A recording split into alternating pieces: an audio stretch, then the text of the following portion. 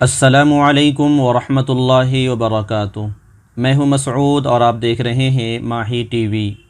Urdu primary school گورے گاؤں کے چوتھی جماعت کے طالب علم عبد الرحمن فیض احمد سرکوٹ نے صرف 9 سال کی عمر میں مکمل قرآن مجید حفظ کر لیا۔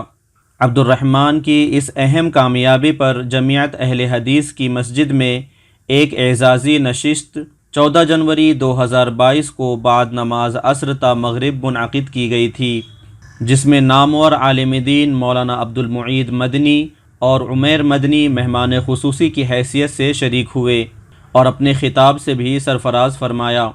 9 سال کے عبد الرحمن سرکوٹ کی اس کامیابی سے گورے گاؤں میں خوشی و مسرت کا ماحول ہے اور دوسرے والدین اپنے بچوں کو عصری تعلیم کے ساتھ دینی تعلیم سے مزین کرنے کے لیے کوشاں نظر آ رہے ہیں۔